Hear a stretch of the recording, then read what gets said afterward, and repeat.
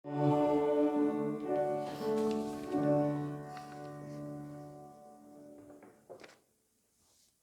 mengucap syukur kepada Tuhan, kita boleh mendengarkan firman-Nya pada saat ini di tempat ini.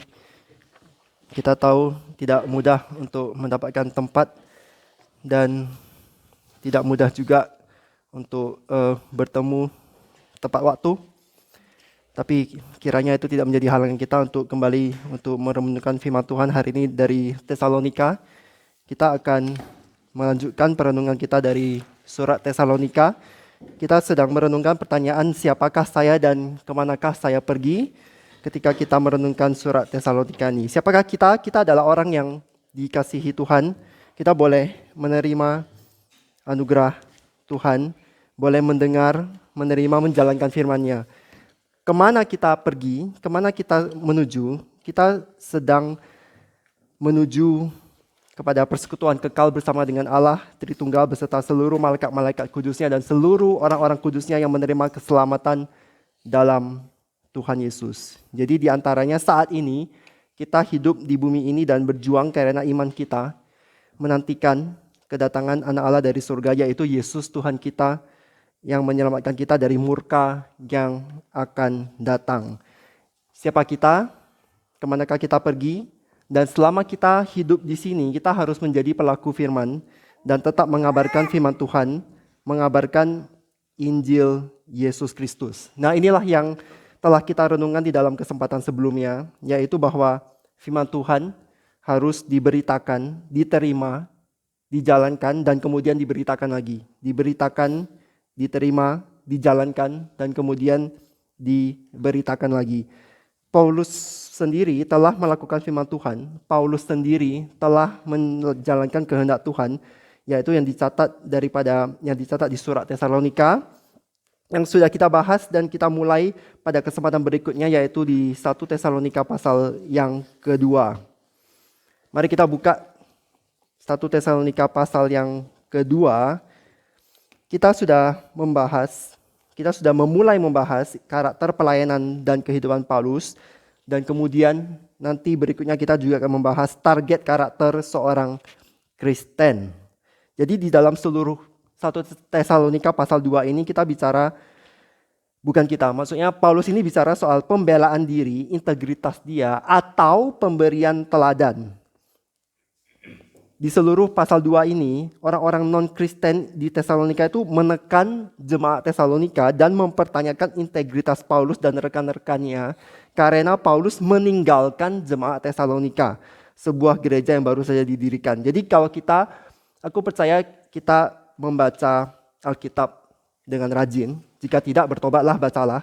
Kita ingat di Kisah Para Rasul 17 itu, Paulus dan rekan-rekan sampai di Tesalonika dan 3 kali hari Sabat, dan kemudian mereka harus meninggalkan Tesalonika karena mereka diusir. Jadi ada orang-orang yang tidak percaya, orang-orang yang jahat, mereka menuduh Paulus, bilang Paulus itu tidak berintegritas karena kenapa sudah didirikan gereja kemudian ditinggalkan. Sebenarnya tidak begitu. Justru Paulus adalah orang yang sangat berintegritas yang kita lihat di 1 Tesalonika 2 dan nanti di pasal 3. Ini Paulus jarang membela diri, tetapi dalam hal ini dia perlu membela integritasnya dan juga perlu memberi teladan.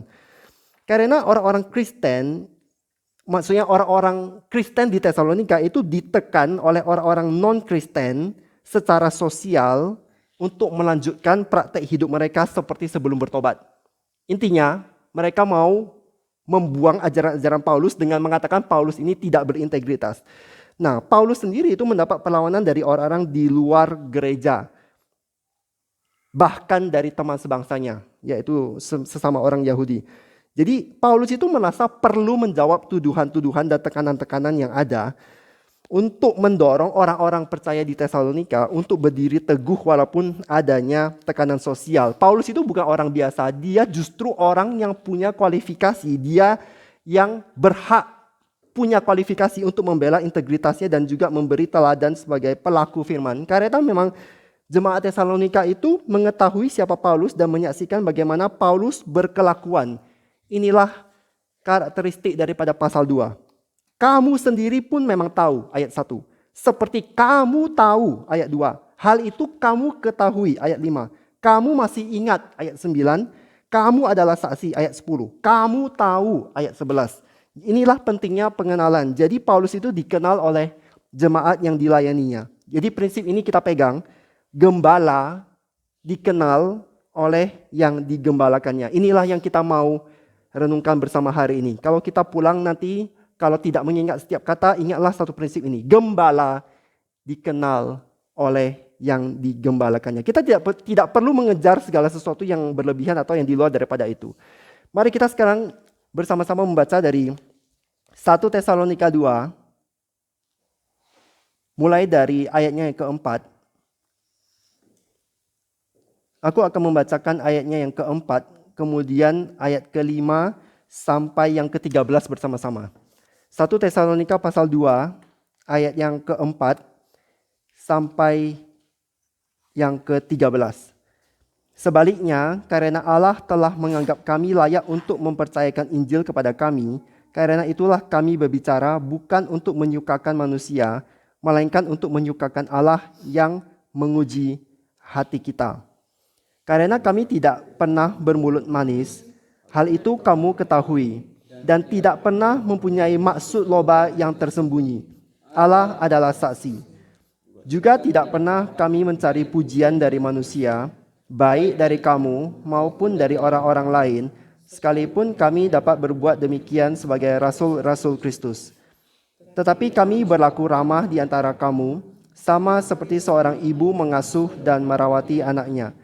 Demikianlah kami dalam kasih sayang yang besar akan kamu, bukan saja rela membagi Injil Allah dengan kamu, tetapi juga hidup kami sendiri dengan kamu, karena kamu telah kami kasihi. Sebab kamu masih ingat, saudara-saudara, akan usaha dan jerih lelah kami. Sementara kami bekerja siang malam, supaya jangan menjadi beban bagi siapapun juga di antara kamu, kami memberitakan Injil Allah kepada kamu. Kamu adalah saksi, demikian juga Allah, betapa saleh, adil dan tak bercacatnya kami berlaku di antara kamu yang percaya. Kamu tahu betapa kami seperti bapa terhadap anak-anaknya, telah menasihati kamu dan menguatkan hatimu seorang demi seorang, dan meminta dengan sangat supaya kamu hidup sesuai dengan kehendak Allah yang memanggil kamu ke dalam kerajaan dan kemuliaannya. Dan karena itulah kami tidak putus-putusnya mengucap syukur juga kepada Allah. Sebab kamu telah menerima firman Allah yang kami beritakan itu, bukan sebagai perkataan manusia, tetapi, dan memang sungguh-sungguh demikian, sebagai firman Allah yang bekerja juga di antara kamu yang percaya. Bunga akan layu dan rumput akan kering, tetapi firman Tuhan tetap untuk selama-lamanya. Mari kita berdoa sekali lagi. Bapa yang bertata di dalam kerajaan surga, terima kasih untuk firman-Mu. Terima kasih kami boleh bersama-sama membaca, dan pada saat ini kami mau merenungkan. Mohon Engkau yang berikan kami pengertian, buka hati dan pikiran kami. Jauhkanlah segala kuasa-kuasa jahat dari ruangan ini yang mengganggu konsentrasi kami. Dalam nama Tuhan Yesus, Tuhan dan Juru Selamat kami berdoa, mengucap syukur dan memohon. Amin. Di pasal 2 ini kita membaca integritas Paulus selama kunjungannya yang terakhir, yaitu yang sebelumnya. Jadi di ayat 1 dan ayat 2, ini Paulus berkhotbah dengan berani walaupun ada penganiayaan. Di ayat 3 dan 4, tutur kata yang teruji oleh Tuhan Allah. Ayat 5 sampai ayat 7, itu sikap atau perbuatan tak bersalah seperti seorang bayi. Ayat 7, 8, kasih seperti seorang ibu mengasuh anaknya. Ayat 9, bekerja untuk mencukupi kebutuhan sendiri. Ayat 10 sampai 12, sikap seperti seorang ayah kepada anaknya. Setelah itu, 13 sampai 16 mencatat respons jemaat Tesalonika terhadap kunjungan Paulus yang terakhir itu. Jadi itu garis besarnya, dan di dalam kesempatan sebelumnya kita telah membahas sampai pada ayat 4, dan sekarang kita masuk ke ayat 5. Di sini ditulis, karena kami tidak pernah bermulut manis. Hal itu kamu ketahui. Jadi Paulus itu bukan bicara manis, dan dia juga tidak punya motivasi rakus atau mau mendapat keuntungan bagi diri sendiri. Dan bahkan Paulus itu menyebut Allah sebagai saksi, karena persoalan motivasi adalah persoalan motivasi dalam hati yang tidak dapat langsung dilihat oleh orang lain. Contoh ini sudah kita seringkali dengar, kalau misalnya Afek memberikan kado satu mobil buat Heru, itu kita cuma bisa tahu faktanya, tetapi kita tidak pernah berhak bilang, oh itu Afek memberikan kado mobil buat Heru supaya Afek dinaikkan pangkat jadi manajer. Itu kita sudah menghakimi. Kita nggak tahu isi hatinya Afek. Jadi maka di sini Paulus dia harus menyebut atau memanggil Allah sebagai saksi karena memang tidak ada orang lain yang bisa lihat isi hati Paulus. Ini jarang ya. Paulus itu di dalam surat-surat itu hanya ada 3 kali saja di tempat lain yang menyebut Allah sebagai saksi. Nah, kita lanjut lagi di ayat 6. Paulus juga tidak ingin dipuji manusia. Pada saat di zaman Paulus itu, bicara di muka umum itu adalah semacam kompetisi olahraga yang giat dilakukan oleh orang-orang yang pandai berbicara. Jadi mereka dianggap sebagai superstar atau selebriti kalau pandai bicara di tempat umum. Nah, bahkan pujian itu menjadi satu dorongan yang cukup kuat terlepas dari keuntungan secara uang. Ini satu hal yang kita juga perhatikan di dunia ini, di dunia sekarang. Ini kita perlu perhatikan. Ketika kita, maksudnya Heru, Afek atau siapa yang atau Limanan yang menyampaikan renungan, ini kita bukan masalah pandai bicara, nggak ada kan? Kita menyampaikan firman Tuhan, betul kan? Bedanya apa? Ini ada kisah nyata daripada itu Profesor John Vesco ketika dia ikut satu konferensi, terus ada orang duduk di sebelahnya, terus konferensi itu dibuka oleh seorang panatua dan panatua itu menyampaikan satu renungan 15-20 menit yang baik sekali. Setelah renungan pembuka itu selesai, orang yang di samping Profesor John Vesco ini dia bilang, kamu tahu nggak yang dia sampaikan itu dari awal sampai akhir itu aku dengar di konferensi ini 2 bulan lalu di kota X. Malu nggak? Aku bisa janji kepada kalian bahwasanya yang aku sampaikan ini adalah renungan berat beban aku sendiri buat kalian. Jadi kalian tidak akan dapat satu renungan yang sama persis ini. Walaupun kita ada kemiripan. Makanya setiap kali aku bicara nama orang, itu maksudnya aku mengutip dari dia, itu pinjam dari dia, memberi dia kredit. Itu bukan dari pikiran aku nggak pintar, itu maksudnya. Tetapi secara keseluruhan, aku rasa baik buat kita semua, itu jangan contek gitu ya. Itu contekan itu malu. Itu ada, itu banyak ya. Ada pendeta yang memang seperti itu dan akhirnya orang yang di samping dia bisa bilang, aku dengar persis sama ini sudah 2 bulan lalu. Berarti dia copy and paste gitu kan. Aku cuma mau bilang, yang Paulus mau bilang, ini bukan masalah menunjukkan kehebatan bicara diri sendiri, tetapi Paulus betul-betul menyampaikan firman Tuhan. Paulus itu dia mau orang-orang yang mendengarkan itu menerima Injil diubahkan. Jadi ini walaupun Paulus itu sebagai rasul, dia tuh dapat berbuat demikian. Maksudnya satu secara hal finansial, itu rasul itu sebenarnya berhak mendapat dukungan untuk pekerjaan mereka secara finansial. Namun Paulus tidak menuntut hal itu dari jemaat Tesalonika. Yang kedua itu soal hal otoritas dan hormat. Gereja itu seharusnya menghormati dan menaati seorang rasul atau seorang hamba Tuhan atau dalam hal kita seorang pendeta, gitu kan. Maksudnya Paulus itu dia bilang dia tidak menuntut baik finansial ataupun hormat. Karena Paulus bukan masalah dia dihormati, dia dapat uang, tetapi semua supaya firman Tuhan ini, supaya Injil Kristus Yesus itu dikabarkan dan diterima dan dijalankan juga. Itulah dia. Satu hal yang perlu kita perhatikan di sini ada tulisan rasul-rasul. Kenapa dalam bentuk jamak gitu kan? Plural. Ini ayat 6.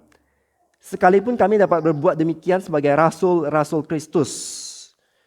Siapa rasul-rasul Kristus? Bukankah ada 12 minus 1 plus 1 plus 1, 13? Bukankah selalu kita baca Alkitab itu 12? Jadi ada interpretasi yang pertama, ini Paulus dan Silvanus, itu rasul-rasulnya tanpa Timotius.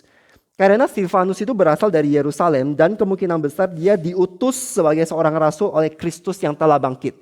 Jadi rasul itu kan apostol yang artinya diutus gitu kan. Nah bandingkan juga Barnabas, itu 1 Korintus 9.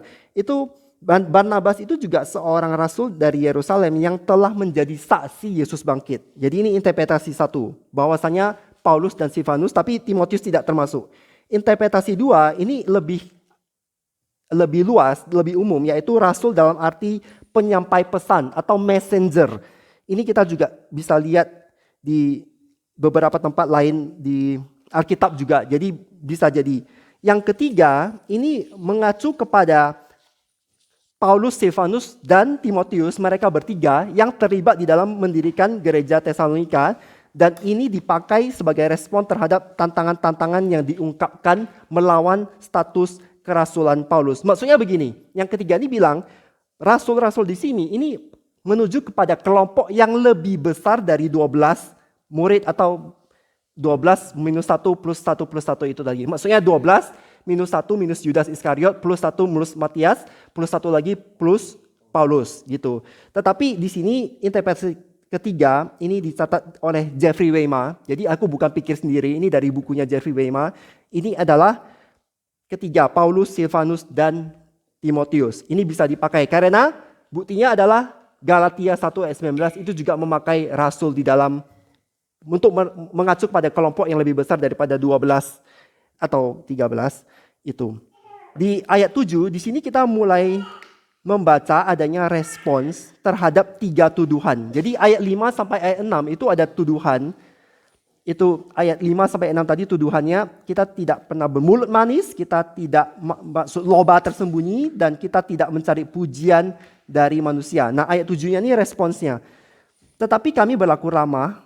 Nah, ramah di sini ini problem karena di dalam bahasa Yunani, maksudnya di dalam manuskripnya itu ada 2 yang berbeda dengan kata yang mirip dan cuma beda 1 huruf. Apakah ini artinya ramah atau artinya bayi? Itu cuma beda 1 huruf. Nepioi sama epioi. Tetapi sudah ada yang bilang ke aku jangan terlalu banyak bahasa Yunani, hanya bikin bingung. Tapi aku mau bilang Jeffrey Weima ini sudah melakukan studi di dalam hal ini dan dia bilang bukti itu baik eksternal maupun internal itu lebih mendukung ini bilang soal bayi dibandingkan soal ramah. Jadi ini adalah satu metafor bayi, bahwasanya Paulus dan rekan-rekannya itu murni. Seperti seorang bayi itu murni, motivasinya murni. Jadi di sini kita melihat langsung juga di ayat 7, ini ada metafor ibu merawat anaknya sendiri. Ibu merawat anaknya sendiri. Bedanya apa? Kalau seorang guru, dia lemah lembut dan sabar memperhatikan anak-anak yang dididik dan diajar. Itu betul kan? Rasul Paulus itu lebih dari sekedar itu. Dia mengasihi pendengar dan pembacanya itu seperti ibu mengasihi anak. Jadi bukan saja mendidik, mengajar, tetapi ada satu peduli, benar-benar peduli, dan benar-benar ini adalah anakku yang dipercayakan kepada aku. Sama seperti yang Profesor John Street bilang, di dalam counseling itu ada unsur sensitif, maksudnya ini aktivitas yang sensitif dan juga yang caring, peduli. Sekali lagi, aktivitas counseling itu sensitif kan? Counseling itu sensitif kan? Dan juga caring, peduli. Sama seorang ibu terhadap anaknya, kita peduli. Paulus itu peduli, dia memperhatikan, menguatkan, mengasuh seperti seorang ibu di ayat 7 ini, dan nanti di ayat 11 seperti seorang ayah. Inilah dia. Jadi Paulus itu bukan cuma guru TK yang mendidik bagus, guru TK tentu baik, tetapi dia lebih daripada itu. Dia seperti seorang ibu yang merawat anaknya sendiri. Dan bahkan lebih daripada itu Paulus itu rela memberikan hidupnya sendiri sebagai bukti dari kasihnya kepada jemaat di Tesalonika. Jadi seorang hamba Tuhan yang sejati itu mengasihi jemaat Tuhan yang dipercayakan kepadanya. Sama kayak di sini ada orang tua, Heru Ervia, ada 4 anak yang dipercayakan kepada mereka. Itu mereka mengasihi, tentu berbeda dong daripada kalian, tentu berbeda dibandingkan Heru Ervia mengasihi siapa, Nathan sama Emily. Beda kan? Karena ada unsur ini anak yang dipercayakan di dalam keluarga aku sendiri, ini harus ada elemen mendidik, memperhatikan, mengasuh, dan memberikan hidup sendiri. Jadi kasih yang sejati itu bukan pura-pura. Kasih sejati itu bukan pura-pura. Dan ini hanya dapat dilaksanakan oleh orang-orang yang sudah diselamatkan. Jadi manusia berdosa yang belum bertobat itu tidak memiliki kasih yang sejati. Bagi kita yang tidak percaya, kita boleh buka buku sejarah. Itu ada di dalam masa Perang Dunia Kedua itu di Polandia ada kota yang namanya Jedwabne. Mungkin aku salah aussprachenya, tapi dia Jedwabne, Jedwabne. Nah, di kota itu orang Polandia dan orang Yahudi hidup berdampingan. Mereka secara damai hidup berdampingan secara generasi bergenerasi. Namun pada tahun 1941, kota itu di bawah tangan kuasa Jerman. Pindah dari tangan Soviet, pindah ke dalam kuasa Jerman. Di dalam hitungan hari, populasi Polandia, maksudnya orang-orang Polandia, membunuh orang-orang Yahudi yang tinggal di kota itu, dan hanya ada 7 orang Yahudi yang sisa. Makanya mereka bisa menceritakan sejarah ini. Ini bukan disebabkan oleh ketegangan ras di Jedwabne atau propaganda anti-Yahudi atau apapun, karena orang-orang Polandia dan orang-orang Yahudi tersebut sudah hidup secara damai generasi bersamaan, ya kan, di kota yang sama. Kenapa terjadi pembunuhan ini? Pembunuhan ini terjadi ketika orang-orang Polandia di kota itu diberitahukan kalimat berikut ini. Kamu boleh membunuh orang-orang Yahudi itu dan mengambil semua barang milik mereka.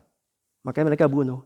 Pasti membunuh. Kalau tidak ada hukum yang melawan, tidak ada hukuman atau ini. Kenapa? Karena kita manusia berdosa. Ini buktinya. Ini sejarah. Ini pembunuhan yang membuktikan kejahatan hati manusia berdosa. Jadi sekali lagi, kasih yang sejati itu bukan kasih yang pura-pura. Bukan karena aku takut masuk penjara, aku tidak bunuh. Melainkan kita mengasihi karena kita sudah dikasihi Tuhan terlebih dahulu. Jika kita mengasihi Tuhan, kita tuh memberikan seluruh hidupnya bagi Dia, menjalankan kehendaknya dan mengasihi orang-orang yang Tuhan mau kita kasihi.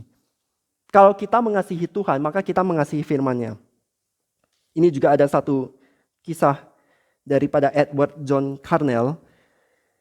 Edward John Carnell ini, dia adalah seorang mantan presiden di Fuller Theological Seminary. Jadi pada tahun 1950-an itu terjadi perdebatan besar. Itu melibatkan Billy Graham, Carl Henry, Harold Lindsell, dan ya, maaf kalau nama-namanya nggak perlu dihafal. Maksudnya pernah ada kontroversi perdebatan besar. Apakah Alkitab ini seluruhnya benar atau ada salah? Apakah Alkitab ini seluruhnya benar, ketidakbersalahan, inerrancy, atau bahasa Jermannya Irrtumslosigkeit kalau nggak salah. Irrtumslosigkeit, inerrancy. Apakah Alkitab ini sepenuhnya tanpa salah atau ada salah? Inilah yang menyebabkan kontroversi yang begitu besar. Banyak orang-orang terkenal di dalam teologi itu berdebat, dan ini Carl Henry mengatakan apa yang dibayangkan tidak memberikan kritik yang jelas dan tegas terhadap doktrin palsu tentang kesatuan ekonomis yang hanya menghargai persetujuan doktrinan yang minimal. Liberalisme dan evangelikalisme tidak memiliki hak dan martabat yang sama di dalam gereja yang benar. Maksudnya begini, di dalam Fuller Theological Seminary itu terjadi perdebatan sampai terlalu berat bagi Edward John Carnell ketika dia membela ketidakbersalahan Alkitab ini. Mungkin kita tidak sensitif, tapi kita di dalam bukan masa persekutuan yang dulu masih di Karlsruhe, mungkin ada yang masih ingat, ada orang yang bilang, aku sudah membela ini Alkitab tidak salah sepenuhnya, dan ada orang yang bilang ini Alkitab bisa salah, dan aku tidak lagi melayani perdebatan itu, karena kalau kamu merasa Alkitab ini bisa salah, kenapa kamu menyebut diri kamu Kristen? Kalau kamu bilang Alkitab bisa salah, kamu bilang Alkitab bisa salah, terus kamu bilang aku percaya Yesus, apa pandangan Yesus terhadap Alkitab? tidak akan ada satu titik pun dihapuskan dari Alkitab ini sebelum semuanya itu berlalu. Terus kamu ngaku kamu Kristen, kamu bilang Alkitab bisa salah. Kamu tidak akan punya kekuatan apa-apa untuk berapologetika, tidak bisa untuk menyinjiri. Jadi inilah perdebatan beban yang dialami oleh Edward John Carnell, dan dia sampai susah tidur, perlu makan obat karena dia depresi dan akhirnya dia mengundurkan diri. Dan sebenarnya dia dijawabkan untuk bicara. Dia ada satu plan bicara terakhir kali, bukan terakhir, ya maksudnya dari perspektif kita terakhir kali, untuk bicara siapa itu orang konservatif Protestan. Apa hubungannya dengan gerakan ekumenis? Tapi akhirnya Carnell tidak jadi bicara itu. Karena dia meninggal di kamar hotelnya pada hari dia seharusnya bicara itu. Tetapi yang kita belajar dari dia, ini dia berjuang mati-matian sampai dia mati untuk membela ketidakbersaan Alkitab dan otoritas Alkitab. Inilah dia. Kebenaran sepenuhnya dari Alkitab itu harus dibela.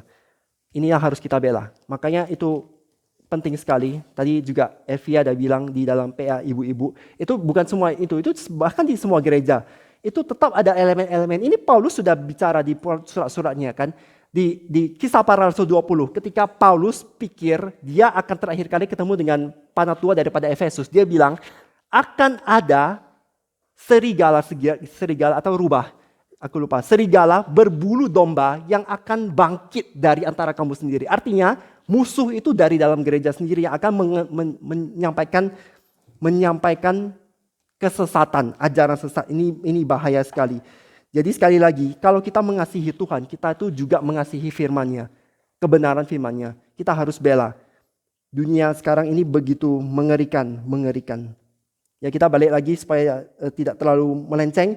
Di ayat 9 di sini ditulis, sebab kamu masih ingat akan usaha dan jerih lelah kami. Sementara kami bekerja siang malam. Ini bukan bilang Paulus bekerja 24 jam ya, siang malam, bukan ya. Maksudnya ini adalah dua periode, dua waktu. Kalau di zaman Yahudi dulu itu kan bilang ada malam, kemudian ada siang, malam, siang, malam, siang. Jadi Paulus itu benar-benar bekerja di dalam dua periode itu. Bukan berarti dia 24 jam bekerja. Ini mau bilang Paulus itu bekerja. Dia sendiri bekerja memberikan contoh dan dia tidak membebankan jemaat Tesalonika secara finansial. Walaupun sebenarnya dia berhak gitu, tapi dia tidak menggunakan haknya. Nah, ini penting karena ini dalam tahap awal ya. Kalau gereja sudah dalam tahap lebih lanjut, tentu saja harus membayar gaji pendeta dan yang lainnya, tentu saja. Tapi ini Paulus maksudnya ini karena dalam tahap awal, ini kan jemaat di Tesalonika baru didirikan gitu. Jadi Paulus tentu saja dia tidak menggunakan haknya di dalam menerima hal finansial. Kita lanjut lagi, supaya jangan menjadi beban bagi siapapun di antara kamu, kami memberitakan Injil Allah kepada kamu. Apa Injil Allah? 1 Korintus 15. Dan sekarang saudara-saudara, aku mau mengingatkan kamu kepada Injil yang aku beritakan kepadamu dan yang kamu terima dan yang di dalamnya kamu teguh berdiri. Oleh Injil itu kamu diselamatkan asal kamu teguh berpegang padanya. Ayat 3 di dalam 1 Korintus 15. Nah, yang sangat penting telah kusampaikan kepadamu, yaitu apa yang telah kuterima sendiri, yaitu bahwa Kristus telah mati karena dosa-dosa kita sesuai dengan kitab suci, bahwa ia telah dikuburkan dan ia telah dibangkitkan pada hari yang ketiga sesuai dengan kitab suci, bahwa ia telah menampakkan diri kepada Kefas dan kemudian kepada ke-12 muridnya. Maksudnya inilah Injil Allah. Kristus mati dan bangkit. Bukan mati saja tapi dia kemudian bangkit. Ini Injil. Evangelium, Frohe Botschaft. Good news. Ini berita baik. Kalau ada orang bilang ini adalah berita yang terbaik. Ada yang bilang ini adalah berita yang hanya satu-satunya berita baik ya ini. Maksudnya bukan berita terbaik, tetapi satu-satunya berita baik ya cuma ini. Yaitu kita diselamatkan. Betul kan? Kalau misalnya contoh contoh Afek lagi, maaf cuma contoh ya. Afek bilang, Afek memberikan satu mobil kepada Heru. Wah ini berita baik, Heru dapat mobil. Betulkah itu berita baik? Mobil itu paling lambat 30 tahun lagi atau 20 tahun lagi udah rusak. Betul kan? Siapa di sini punya mobil 20 tahun tidak pernah ganti ban? Nggak pernah ganti oli. Jadi apakah itu berita baik? Jadi kalau dari perspektif kekekalan, satu-satunya berita baik ya sebenarnya Injil Yesus Kristus saja, karena kita diselamatkan yang sebenarnya tidak layak. Lanjut lagi di ayat 10. Kamu adalah saksi, demikian juga Allah, betapa saleh, adil, dan tak bercacatnya kami berlaku di antara kamu yang percaya. Jadi kekudusan pribadi seorang pendeta itu paling diperlukan secara praktis oleh jemaatnya. Ini Richard Davis Phillips dia bilang, saleh, adil, tak bercacat itu adalah area di mana pemimpin rohani harus terapkan diri mereka sendiri, yaitu kekudusan terhadap Allah, kebenaran yang bersifat keadilan terhadap orang-orang, dan tanpa cacat di dunia ini. Saleh itu adalah kekudusan terhadap Allah. Adil ini adalah kebenaran yang bersifat keadilan. Righteousness, dikaiosune, terhadap orang-orang. Dan yang ketiga, tak bercacat. Maksudnya tanpa cacat di hadapan dunia. Di dalam orang-orang yang tidak percaya itu kita harus tanpa cacat. Itu juga adalah salah satu syarat menjadi panatua di Titus dan di surat Timotius.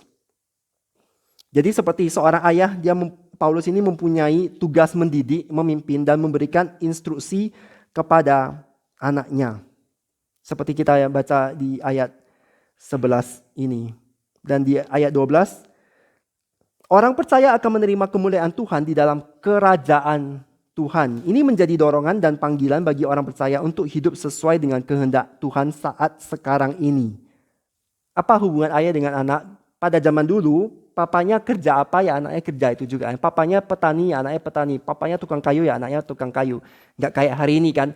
Papanya kerja IT, anaknya bisa jadi kerja di bengkel. Itu tidak ada masalah. Aku cuma mau bilang ini perbedaan kultur. Dan pada saat itu ayah kerja apa? Itu dia mendidik, memberikan instruksi. Dia mengajarkan anaknya untuk mengerjakan hal yang nantinya yang dia kerjakan saat ini gitu. Itu ayah dan anak itu seperti itu.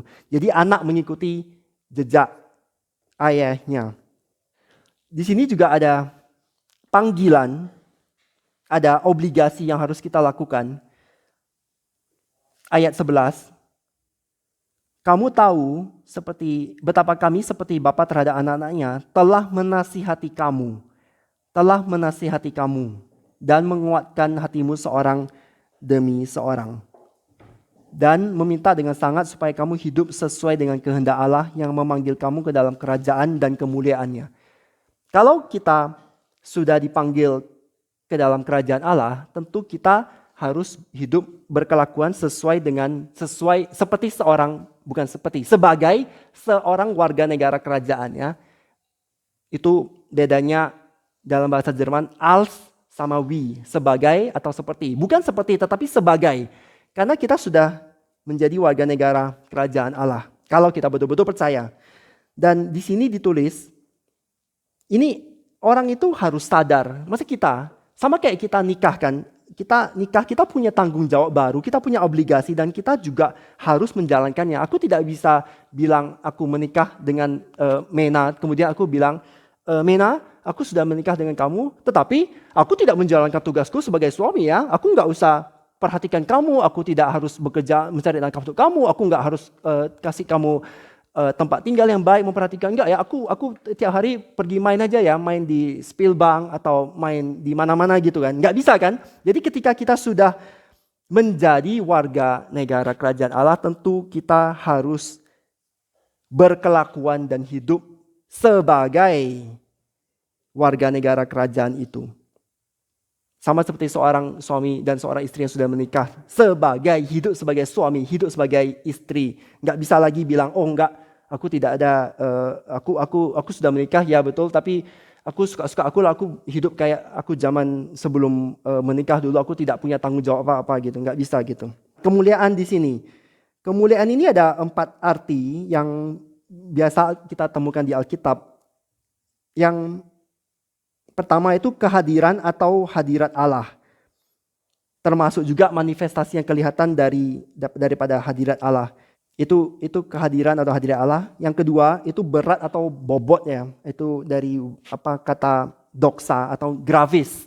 Latin gravis, makanya kita ada gravity atau gravitasi. Maksudnya Mulia itu artinya ada suatu bobot, ada berat gitu loh. Jadi Allah itu, kita harus mengakui Allah itu punya bobot. Dia tuh sumber kuasa, kehormatan, sumber kemegahan. Kita harus menganggap atau mengakui, maksudnya itulah maksudnya kita memuliakan Allah. Kita mengakui Allah itulah sumber segala sesuatu. Dia yang punya bobot, dia yang berat itu. Yang ketiga, memuliakan Allah itu berarti mengasihi Allah sebagaimana dia adanya demi diri Allah sendiri. Maksudnya kita bukan lagi mengasihi diri sendiri, tetapi kita mengasihi Allah. Yang keempat, itu adalah keadaan bersama dengan Allah muka hadap muka. Itu di dalam kemuliaan. Kita sekarang belum dimuliakan, kita sudah dibenarkan, tapi kita sekarang masih hidup ini kita sedang disucikan, tapi nanti kita apakah Yesus datang dulu atau kita yang meninggal, nanti kita di dalam keadaan kita dimuliakan, kita bersama-sama dengan Allah muka hadap muka. Itulah artinya mulia di sini. Nah, setelah Paulus menekankan bahwa pembaca suratnya itu mengenal dia dan telah menyaksikan bagaimana dia hidup, maka di ayat 12 ini dia memberikan panggilan bagi pembacanya untuk hidup sesuai kehendak Allah. Paulus itu sangat berkualifikasi, sekali lagi, karena dia sendiri telah menjadi pelaku, dia telah menjadi teladan pelaku firman, dan jemaat Tesalonika itu saksinya. Ayat 1, kamu sendiri pun memang tahu bahwa kedatangan kami di antaramu tidak sia-sia. Ayat 2, seperti kamu tahu kami telah dianiaya dan dihina di Filipi, namun dengan pertolongan Allah kami beroleh keberanian dan memberitakan Injil Allah kepada kamu. Ayat 5, kamu ketahui bahwa kami tidak bermulut manis dan tidak pernah bermaksud loba. Ayat 9 juga, kamu masih ingat akan usaha dan jerih lelah kami. Ayat 10, kamu adalah saksi betapa saleh, adil, dan tak bercacatnya. Yang tadi ingat tadi, hubungan dengan Allah, hubungan dengan sesama orang percaya, hubungan dengan orang-orang seluruh di dalam masyarakat, itu dia. Ayat 11, kamu tahu betapa kami seperti bapa terhadap anak-anaknya telah menasihati kamu dan menguatkan hatimu. Inilah pentingnya pengenalan, yaitu Paulus dikenal oleh jemaat yang dilayaninya. Sekali lagi, prinsip ini kita pegang, gembala dikenal oleh yang digembalakannya. Bagaimana dengan dunia ini? Apakah dunia ini mengikuti ajaran dari seorang pribadi yang mereka kenal? Lenin itu terlibat di dalam pembunuhan 4 juta orang. Stalin terlibat di dalam pembunuhan 42 juta orang. Mao Zedong terlibat di dalam pembunuhan lebih dari 70 juta orang. Pol Pot terlibat di dalam pembunuhan 1/4 populasi Kamboja. Lenin, Stalin, Mao Zedong, Pol Pot. Apa persamaannya? Apa persamaan mereka berempat?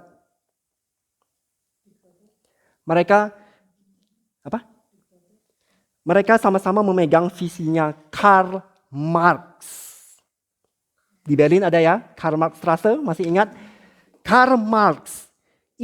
Mereka ini mengimplementasi ide revolusionernya Karl Marx. Mereka memaksakan ateisme daripada Karl Marx dan mereka mencoba menghapus agama. Tetapi yang kita perlu ketahui, mereka ini tidak kenal pribadi siapa Karl Marx. Betul kan?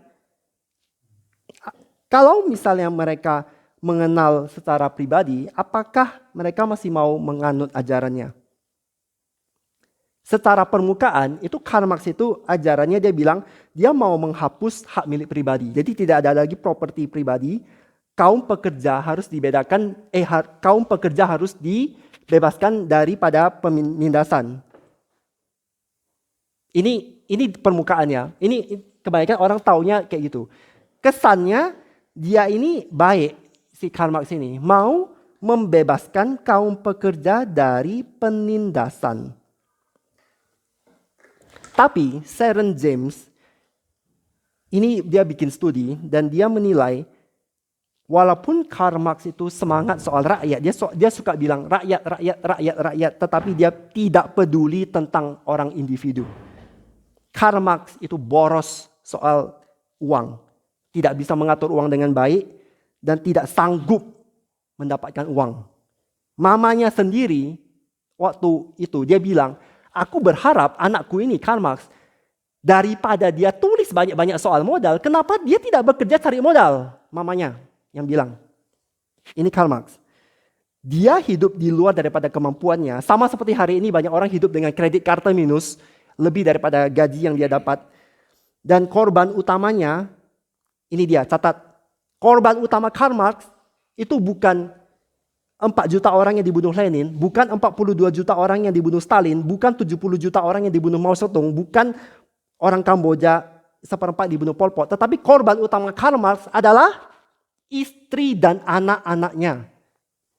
Kalau tidak percaya, 2 putrinya Karl Marx akhirnya bunuh diri. Ini dia. Mereka orang-orang yang sampai hari ini juga ada kan, ikuti Karl Marx. Mereka baca nggak ini? Bagaimana istri dan anak-anaknya menderita, bagaimana anaknya dibunuh diri. Ajaran Karl Marx sudah pasti salah. Kenapa mereka masih mau menjalankan? Inilah karena mereka nggak mengenal, nggak seperti Paulus. Ini makanya penting sekali, kita harus mengenal. Bahkan ini ada pelayan atau pembantu rumah tangga itu bekerja untuk Karl Marx selama puluhan tahun, itu tidak pernah dapat gaji, nggak dibayar gajinya. Bahkan Karl Marx itu hamili pembantu rumah tangganya, anaknya yang dilahirkannya itu harus diusir. Bayangkan, bahkan ketika Karl Marx meninggal, itu hanya 11 orang yang menghadiri pemakamannya. Dia sudah berantem dengan banyak koleganya. Inilah dia. Untuk apa pegang ajaran orang yang tidak kita kenal? Ini Paulus berbeda banget. Alkitab bilang kelakuan baik Paulus itu disaksikan oleh orang-orang yang menerima pengajarannya. Paulus tidak egois. Dia tidak mengajarkan ajaran sendiri. Dia mengajarkan firman Tuhan. Itu dia bukan bicara soal keinginan dirinya sendiri. Bukan sesuatu yang tidak dikenal, melainkan Paulus dikenal oleh para penerima suratnya. Kamu sendiri pun memang tahu, seperti kamu tahu ayat 2. Hal itu kamu ketahui ayat 5. Kamu masih ingat ayat 9. Kamu adalah saksi ayat 10. Kamu tahu ayat 11. Jadi jemaat Tesalonika itu mengenal siapa Paulus dan menyaksikan dengan mata sendiri bagaimana Paulus punya integritas dan bagaimana Paulus adalah seorang pelaku firman Tuhan. Gembala dikenal oleh yang digembalakannya. Orang tua sejati dikenal oleh anak-anaknya. Teman sejati dikenal oleh anak-anaknya. Aku nggak habis pikir sampai hari ini kenapa begitu banyak orang mencari teman-teman semu di dalam dunia maya sebanyak mungkin. Segala sesuatu yang kita punya, yang kita miliki dalam tanda kutip di dunia maya, di sosial media, di Facebook, Instagram, YouTube, itu sesungguhnya sebuah ilusi jika motivasi dan tujuan kita salah. Jadi hargailah orang lokal, hargai kita yang ada di sini sama-sama. Bukan hanya mau menjadi selebritis yang terkenal, bukan hanya mau menjadi YouTuber yang terkenal atau Facebooker. Ada seorang murid umur 17 tahun, perempuan, ini di Jerman, kisah nyata. Dia pergi sama anjingnya jalan-jalan, kemudian nggak pulang rumah.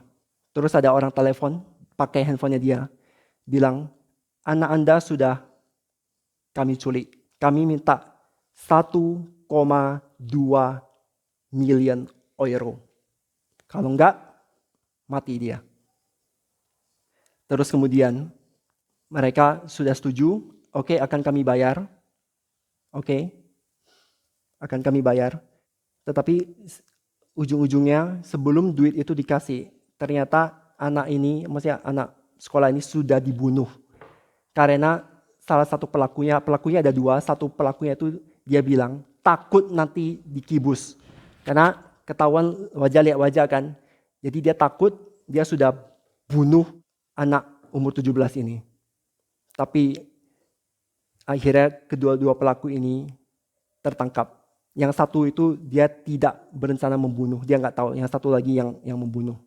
Setelah diusut-usut, ini penculikan ini bukan kebetulan, ini bukan tiba-tiba. Karena kedua pelaku itu banyak hutang, kesulitan keuangan. Yang satu yang membunuh itu bahkan dia itu sudah pengangguran, arbeitslos. Dan akhirnya dia punya target perempuan ini, umur 17. Mau tahu dari mana tahu? Bagaimana kamu bisa tahu seorang anak naik sepeda, bawa anjing. Bagaimana kamu bisa tahu dia punya 1,2 miliar euro?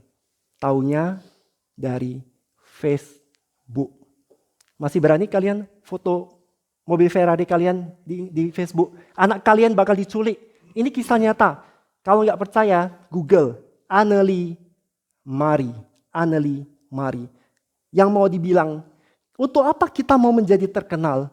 Mau apa pamer-pamer di YouTube punya itu apa Louis Vuitton, itu Bottega Veneta.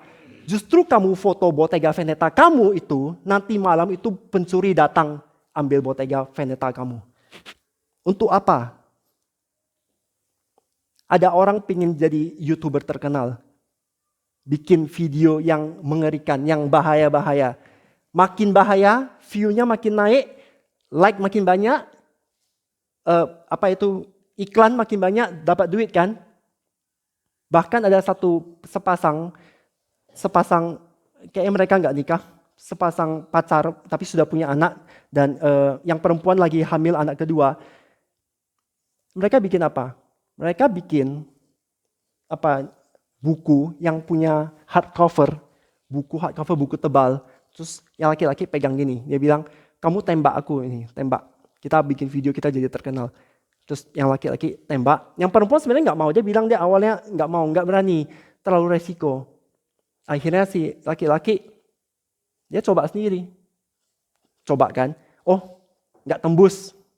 Ini buku hardcovernya nggak tembus. Terus akhirnya datang lo pada harinya, mereka nggak tahu ngajak berapa orang bikin video ini. Terus laki-laki di sini dia bilang, ya nggak apa-apa gitu. Kamu ayo tembak. Terus perempuannya tembak, jeder, tembus, mati. Gara-gara mau jadi terkenal di YouTube. Perlu nggak kita? Perlu nggak kita memberikan diri kita dikenal banyak orang, menjadi selebriti? Perlu nggak kita menelantarkan teman sendiri, pacar sendiri, suami sendiri, istri sendiri demi mendapat like atau mendapat komentar pujian atau jempol ke atas daripada orang-orang yang kita tidak kenal, yang tinggalnya ribuan kilometer jauh entah di mana? Perlu nggak kita menelantarkan jemaat lokal, menghina pastor lokal kita karena kita sudah punya so-called gereja online dengan pastor yang punya doktor ini dan doktor itu? Perlu nggak? Hargailah orang-orang sekitar, orang-orang lokal, jemaat lokal, kawan-kawan seiman lokal. Hargailah pastor gereja lokalmu. Inilah yang ditekankan Paulus di sini. Jemaat mengenal gembala dan gembala mengenal jemaat. Aku mengerti bahwa makin kita saling mengenal, kita makin saling melukai, saling menyinggung, saling bikin sakit hati. Betul, itu betul. Karena kita manusia berdosa. Tapi bukankah kita dipanggil untuk saling mengampuni? Efesus 4 ayat 32. Mari kita buka. Boleh minta Afek deh. Efesus 4 ayat 32.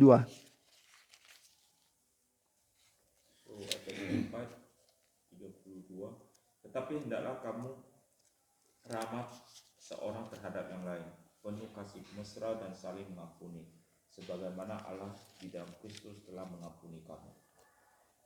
Karena kita sudah diampuni oleh Allah di dalam Kristus, maka marilah kita saling mengampuni. Makin kita kenal seorang, kita makin tahu banyak salahnya. Tapi kita jangan lupa, kita juga makin sering bersalah terhadap dia. Namun tetap ingatlah kita dipanggil untuk saling mengampuni. Pastor lokal kita tidak sempurna. Kawan-kawan seiman kita tidak sempurna. Namun hey, emangnya kamu sempurna? Gitu aja ya. Kalau kita ketemu, sudah sering kali kita dengarkan, aku nggak mau ke gereja ini ABC karena gereja itu banyak orang nggak beres, nggak sempurna. Terus jawabannya apa? Masih ingat? Kalau kamu ketemu satu gereja yang sempurna, kamu jangan masuk deh, karena begitu kamu masuk gereja itu jadi nggak sempurna. Ini yang Paulus bagikan kepada kita, dan kita akan lanjutkan di dalam kesempatan berikutnya. Di dalam kesempatan berikutnya itu kita akan bicara soal siapa yang membunuh Tuhan Yesus. Di sini di ayat 15 ditulis, bahkan orang-orang Yahudi itu telah membunuh Tuhan Yesus dan para nabi dan telah menganiaya kami. Maksudnya orang-orang di Tesalonika itu hidup dengan banyak tekanan sosial, bahkan tekanan daripada orang-orang sebangsa, yaitu orang-orang Yahudi. Nah, di sini Paulus menulis orang-orang Yahudi itu telah membunuh Yesus. Siapakah yang membunuh Yesus? Apakah Yudas Iskariot atau orang-orang Yahudi atau Sanhedrin atau itu imam-imam kepala atau imam besar Ananias, Kayafas atau Pontius Pilatus? Jawabannya adalah yang membunuh Yesus itu adalah kamu dan saya. Mau tahu penjelasannya? Nanti berikutnya. Mari kita bersatu di dalam doa. Bapa di dalam surga, terima kasih untuk firman-Mu. Terima kasih untuk Paulus yang telah Engkau pakai menjadi rasul-Mu, membagikan firman-Mu kepada kami, membagikan Injil kepada jemaat Tesalonika dan hari ini kepada kami. Berikan kami juga suatu pengenalan kepada gembala yang lokal yang Engkau percayakan kepada kami, baik itu di tempat gereja kami masing-masing secara lokal ataupun kami juga mengenal saudara seiman kami di persekutuan lokal ini Bapa. Kami mohon, kami ucap syukur Engkau berikan kami juga pertumbuhan iman yang baik dan sejati dalam Engkau. Terima kasih Tuhan, dalam nama Tuhan Yesus, Tuhan dan Juru Selamat kami yang hidup dan yang tunggal, kami berdoa ucap syukur dan memohon. Amin.